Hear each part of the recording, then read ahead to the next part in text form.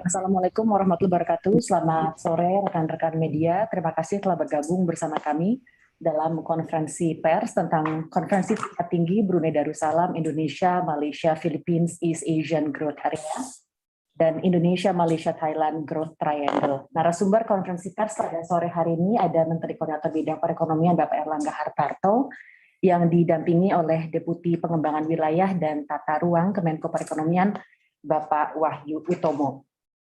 Seperti biasa pada konferensi pers Kemenko Perekonomian, saya akan mempersilahkan Pak Menko untuk menyampaikan paparannya, lalu setelah itu saya akan membuka sesi tanya jawab.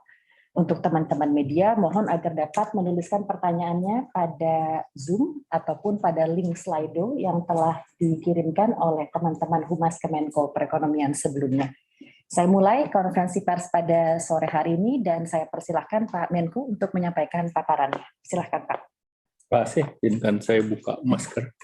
Selamat siang teman-teman media cetak maupun elektronik. Hari ini saya bersama dengan Pak Mensesnek, Pak Pratikno, dan Wakil Menlu, Pak Mahendra Siregar, mendampingi Bapak Presiden dalam dua agenda konferensi tingkat tinggi kerjasama ekonomi subregional, yaitu KTT Brunei, Indonesia, Malaysia, Filipina, East Asia Growth Area ke-14, di mana Bapak Presiden Joko Widodo memimpin jalannya pertemuan. Yang kedua adalah KTT Indonesia, Malaysia, Thailand Growth Triangle yang ke-13 yang dipimpin oleh Perdana Menteri Malaysia. Kerjasama ekonomi BIM-EAGA melibatkan beberapa provinsi dari 4 negara, yaitu Brunei, Indonesia, Malaysia, Filipina, yang secara geografis berdekatan. Untuk itu Indonesia memasukkan 15 provinsi, yaitu Kalimantan, Sulawesi, Maluku, dan Papua. Sementara negara lain adalah seluruh wilayah Brunei, Mindanao, Malaysia adalah Palawan, dan Palawan Filipina, Malaysia adalah Sabah, Labuan, dan Sarawak. Kerjasama BIM-IAGA mencakup 8 bidang utama, yaitu pariwisata, perdagangan, investasi, transportasi, ketenagalistrikan, ICT, pertanian, lingkungan, serta kebudayaan dan pendidikan. Dan kerjasama BIM-EAGA ini juga merupakan building block dari kerjasama ASEAN. Jadi ini bagian dari sub-regionalnya ASEAN.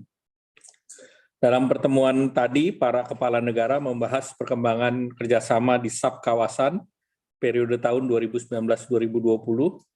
Bapak Presiden menyatakan bahwa BIM-IAGA sejak disepakati pada tahun 1994 telah memberikan kontribusi penting dalam membangun perekonomian melalui peningkatan daya saing, konektivitas, dan peningkatan nilai perdagangan dan investasi, serta kunjungan daripada wisatawan.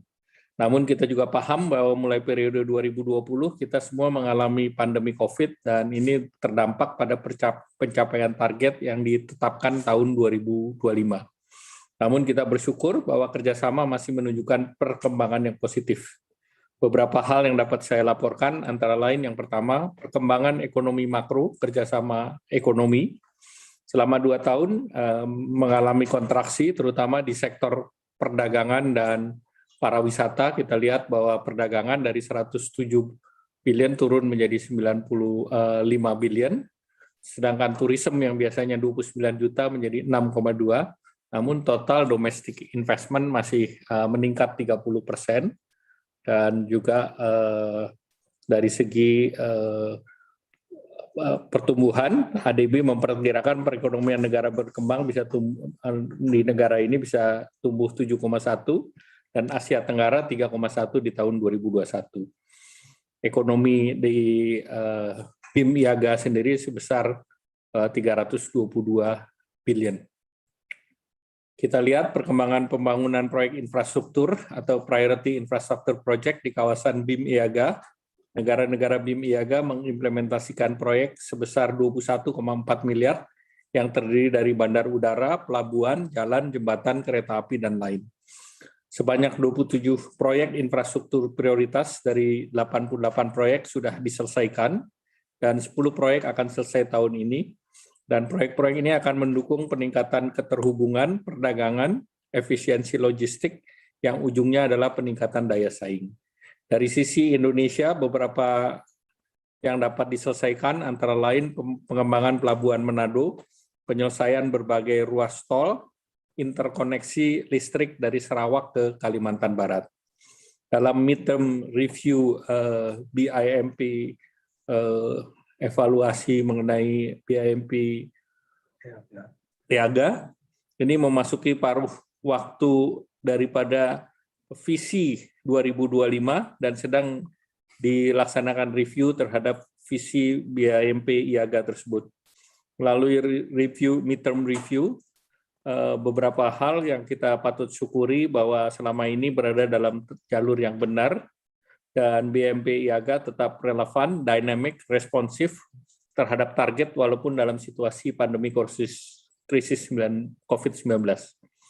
Bapak Presiden menyambut baik hasil daripada midterm review, di mana dari kemajuan yang telah dicapai selama ini dan apa-apa saja yang harus diperbaiki.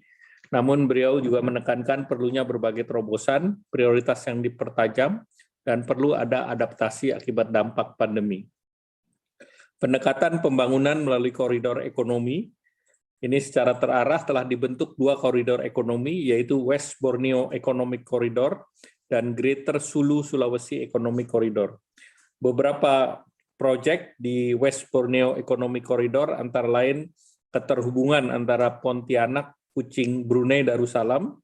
Sementara di Greater Sulu Sulawesi Economic Corridor, beberapa proyek pelabuhan yang telah diselesaikan antara lain di Manado, di Puerto Princesa di Filipina, sementara untuk bandara ada di Zamboanga dan General Santos, Filipina. Di samping itu, penyelesaian jalan tol Manado-Bitung diyakini akan menurunkan biaya logistik dan distribusi serta mendukung keberlanjutan konektivitas laut antara Bitung dan Davao. Secara khusus, perluasan koridor ekonomi di East Borneo Economic Corridor memasukkan wilayah di Kalimantan Timur, Kalimantan Utara, Sarawak, Sabah, dan Tawi-Tawi. Inisiasi pengembangan kota hijau, selain itu kami juga membahas pengembangan Green City yang intinya akan mewujudkan perkotaan yang layak huni, ramah lingkungan, kompetitif secara ekonomi, dan sejahtera secara sosial. Sejauh ini, Kota Kendari, Indonesia telah menyelesaikan tahap pertama menyusun Green Cities Action Plan. Secara khusus, Bapak Presiden memberikan arahan pada 4 hal pokok, yaitu pertama, mempercepat penyelesaian proyek infrastruktur konektivitas untuk menstimulasi pertumbuhan ekonomi di kawasan.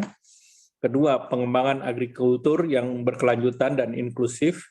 Pada kesempatan itu, Bapak Presiden juga menyampaikan bahwa Indonesia mengembangkan food estate di Kalimantan Tengah seluas 30.000 hektar. Ketiga, digitalisasi UMKM dalam rangka menjawab keterbatasan mobilitas di masa pandemi dan memperluas akses pasar produk UMKM untuk masuk dalam rantai pasar global. Keempat, penguatan green economy, ekonomi hijau yang berkelanjutan adalah ekonomi masa depan dan harus berjalan beriringan dengan aksi iklim. Selanjutnya dalam rapat kedua adalah kerjasama Indonesia, Malaysia, Thailand Growth Triangle.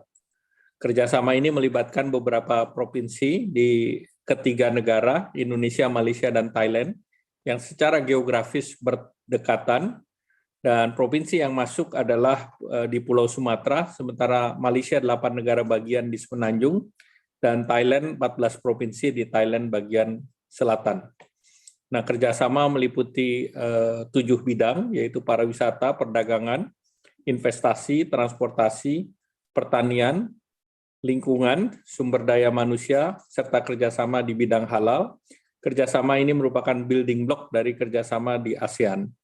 Dalam pertemuan tadi, para kepala negara membahas perkembangan kerjasama di sub-kawasan tahun 2019-2020. Beberapa perkembangan penting yang di-highlight adalah dari segi perkembangan makro, di era pandemi COVID terjadi tekanan berat di mana nilai perdagangan dan pariwisata mengalami penurunan. Kita lihat bahwa kedatangan turis yang normalnya di atas 40 juta turun menjadi 8,2 dan unemployment rate juga naik. Dan kita lihat yang masih berjalan baik adalah foreign direct investment, dari trade menurun, demikian pula dari turis dan sekali lagi mengenai tingkat pengangguran. Kemudian proyek konektivitas dan prioritas atau PCPs. Proyek-proyek ini mendukung konektivitas dan juga mendukung pertumbuhan ekonomi. Ini meliputi jalan, pelabuhan, bandara maupun ICT. Memasuki akhir dari implementasi Cetak Biru 2017-2021, terdapat 14 proyek konektivitas prioritas yang telah selesai, 5 proyek di Indonesia, 3 proyek di Malaysia, dan 6 proyek di Thailand. Total proyek sekitar 39 billion. Untuk menjamin keberlanjutan dalam koridor ekonomi, maka saat ini terdapat 5 koridor ekonomi yang menghubungkan poin-poin atau titik-titik utama antara daerah di ketiga negara. Dan untuk meningkatkan keterhubungan di ketiga negara, maka diberikan penambahan koridor baru yang akan difokuskan melalui keterhubungan daripada laut. Ke depan, proyek-proyek yang ada dalam kerjasama akan diarahkan untuk mendukung poin-poin dalam koridor ekonomi yang sama ya, atau yang ada. Nah, panduan dari kerjasama IMTGT ini berdasarkan visi 2036 yang dijabarkan dalam strategi 5 tahunan, yaitu Cetak Biru. Cetak Biru yang pertama adalah periode 2017-2021 yang berakhir di akhir tahun ini, dan hasilnya membuktikan bahwa kerjasama IMTGT telah memacu pembangunan ekonomi dan memperkecil kesenjangan antar wilayah. Untuk itu, Cetak Biru tahap kedua, periode 2022-2026, ditekankan pada pendekatan proyek atau program yang lebih konkret. 5 strategi yang disiapkan untuk Cetak Biru 2022-2026, yaitu yang pertama, pendekatan koridor ekonomi dan integrasi regional. Yang kedua, mendorong partisipasi sektor swasta. Yang ketiga, mendukung pertumbuhan yang inklusif. Yang keempat, mengadopsi perkembangan ekonomi hijau, biru, dan sirkuler. Yang kelima, penyesuaian kelembagaan yang bersifat lintas sektoral. Beberapa arahan khusus dari Bapak Presiden Jokowi adalah yang pertama, percepatan pembangunan infrastruktur, baik hard infrastruktur maupun soft infrastruktur. Kemudian yang kedua, mendukung ketahanan pangan dan energi dengan melakukan identifikasi produk pertanian bernilai tambah tinggi untuk dikembangkan lebih lanjut. Kemudian percepatan transformasi ekonomi digital, termasuk sektor UMKM. Berbagai langkah ini diperlukan untuk memastikan bahwa UMKM masuk dalam pasar digital. Demikian beberapa hal dari pertemuan KTT pada pagi hari ini. Silakan kami kembalikan. Terima kasih Pak Menko atas paparannya tadi. Ada beberapa pertanyaan Pak dari rekan-rekan media. Mungkin saya bacakan, nanti mohon kesediaan Bapak untuk menjawab pertanyaannya.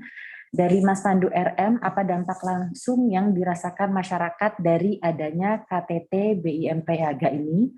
Lalu dari Mas Razi dari Jak News, apa harapan untuk perkembangan pembangunan di kawasan ASEAN, khususnya yang mungkin lebih konkret Pak dari hasil pertemuan pagi-pagi. Mungkin itu dulu untuk sesi yang pertama. Pertama, BIMP Yaga maupun IMTGT itu kan kerjasama subregional. Jadi tentu subregional ini lebih ke arah kerjasama antar provinsi untuk mengembangkan ekonomi berbasis spasial ataupun regional. Dan tentu harapannya adalah kue daripada ekonomi itu meningkat. Jadi di regional BIMP Yaga itu kombinasi GDP-nya ada 322 billion, sedangkan di IMT GT itu total GDP-nya, total ekonominya itu diperkirakan trade-nya mencapai 313 miliar US dollar. Nah, tentu apa yang dilakukan adalah program-program yang langsung berhubungan dengan rakyat. Tadi pembangunan infrastruktur itu gunanya untuk menekan daripada logistik di berbagai regional, sehingga perdagangan antar regional, ekspor impor itu mempunyai complementary terhadap produk, dan beberapa yang diprioritaskan antara lain di sektor agriculture dan juga sektor energi. Sektor energi dengan dibangunnya transmisi, maka juga terjadi import ekspor energi di wilayah yang berbatasan.